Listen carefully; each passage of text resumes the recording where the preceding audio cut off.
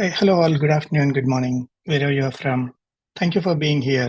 I'm really excited to present you the new capabilities in the AWS Clean Room.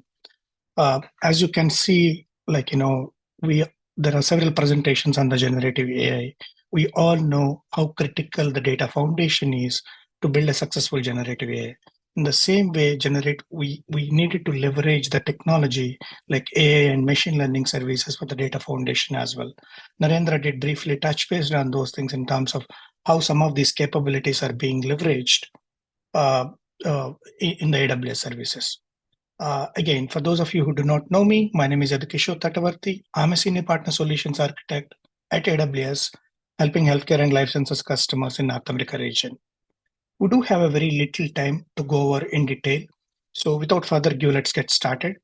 So my presentation is mainly going to be focused on two capabilities, clean room machine learning capability and differential privacy capability of clean rooms.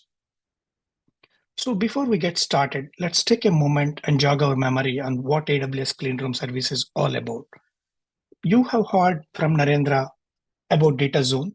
While Data Zone helps to securely share the data within your organization, many customers want to securely share the data with their select partners. For that, we have AWS Clean Room, which makes it easier for the customers and partners to analyze the data with the business partners without having to share the whole data set. This capability enables the companies to safely analyze the collective data and gather and generate insights that could not have been produced on their own. With AWS Clean Rooms, customers can create secure data clean room in the matter of minutes and collaborate with any company on the AWS cloud to generate unique insights. Let that be advertising campaigns, let that be investment decisions or research and development. To be clear, this is an existing functionality which is generally available right now. But what customer told us is they wanted to do more than just running analytics. They wanted to run the machine learning to get the predictive insights on the clean room. That is where we have introduced AWS Clean Room machine learning capability. What it does is it helps you and your partners collaborate with each other and apply privacy enhancing machine learning to generate predictive insights without having to share the raw data with each other. One of the ways this can be accomplished is what is known as lookalike models. For those of you who are kind of little new to lookalike modeling, it is a process that identifies the people who look and act just like your target audience. This process analyzes your seed audience and identifies the sum of the key characteristics and find the users who are similar to your target. This will help for the business to target new customers. In order to understand this better, let us take a couple of examples. Let's say if you have a coffee company, it can take signals about its loyal customers and collaborate with an online booking service to offer the discounts to new but very similar users. On the other hand, let's say if you are in healthcare and life sciences, two drug companies wants to collaborate on new research drug, and both companies do have a lot of patient data and adhere to HIPAA regulations. Both of them can bring their data to clean rooms without sharing the PHI data or underlying medical records, and they can get a bigger data set. So far, to my knowledge, this process has been extremely difficult to accomplish without one party sharing the data to others. AWS Clean Rooms machine learning was introduced to solve the same problem. Today, we have launched this in preview for marketing use cases, but I'm being told in the coming months, we'll release a healthcare model and subsequent healthcare compliance standard eligibility. Let's take a use case to understand how this works. Let's say if a coffee company and a streaming company started working together, and coffee company wanted to target net new addressable audience. Maybe they wanted to find users who are similar to the customers in their loyalty program. Let's say the fans of tea drinkers, so that they can run some advertising campaign. So high-level flow of this AWS Clean Room machine learning starts with the customers joining the AWS Clean Room. They create something called a collaboration. As the name says, there are multiple collaborators will join. In this case, it's going to be a streaming company and a coffee company. So the first step is the collaborator one. The streaming set data provider is going to associate their data set. Probably it contains the list of users or subscribers who are watching the shows. And then they're going to train the model based on that data. The next Second step is the collaborator 2, in this case, a coffee company, is going to provide some seed data, some example data, which is nothing but it is going to provide list of users, let's say tea drinkers, who they are similar to the customers they wanted to reach more of. Then they're going to train a model and generate a lookalike segment. This is nothing but the users from the streaming service provider universe that are similar to the users that the coffee company has provided. Finally, these results are going to be returned to a streaming service providers so that they can take those and ingest them into their system for ad targeting.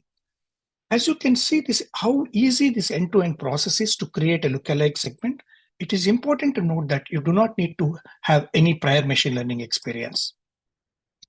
Another exciting capability that what we have added to the clean rooms is differential privacy.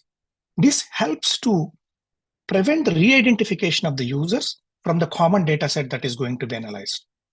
To be clear, this is a mathematical concept. What we are offering is a fully managed capability. You can implement this in few simple clicks. There is no prior differential privacy experience is needed to help you to prevent the re-identification of your users.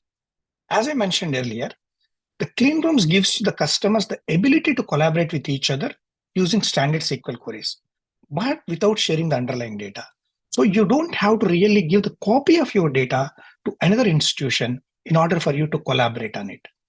What clean rooms differential privacy does is it obfuscates the contribution of any individual data in generating the aggregate insights in data collaboration outputs. If you think about it, this capability enables you to run broad range of SQL queries and generate insights, again, about the advertising campaigns, investment decisions, clinical research, and many more. So again, let's understand this with the same example. Now, coffee company wants to find the effectiveness of the campaign that they just ran. They do wanted to understand how the increase in the customer base, and they're going to use the differential privacy to determine that, to see if they have any increase in the number of common customers after they ran the campaign. So again, the high level flow of this is going to be they creating a clean room. The first customer or the collaborator who will enable the differential privacy on their data will associate their data to the clean room service, and they will configure the few settings. In this case, this is going to be the streaming data provider. Then the second company, let's say coffee company, is going to associate their data and start running some queries. Every query they run will consume some amount of the privacy budget. And after some time, the service will not allow them to run any queries. So going back to the configuration thing that what I said, the users can really determine what data they can apply the differential privacy on, and they can configure the privacy budget and then the noise that needs to be injected into the results. So in order to understand this, right, let's say if I run a query, a select count distinct from customer table where the email equal to kishore@amazon.com, you'll get a number, let's say 2 million. Next time when you run it, you will get a similar number, but not the exact number. So with this, you will not be able to really identify if the Kishore did exist in the result set or not. Without the differential privacy, you will not be able to identify the same. You can see how simple this is, and you don't need any knowledge of the differential privacy concepts in order to implement this. To summarize, this capability allows the customers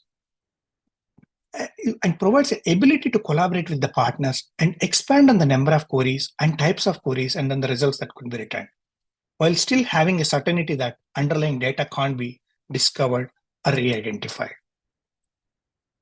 So there are multiple ways by which you can get started. You can identify the use cases, and we do have a set of partners who can help you with that. You can reach out to us, and there is a barcode there to understand more. I think I'm done with this. Thank you for taking time and listening to us. Please reach out to us if you have any questions. We'll leave our email addresses here.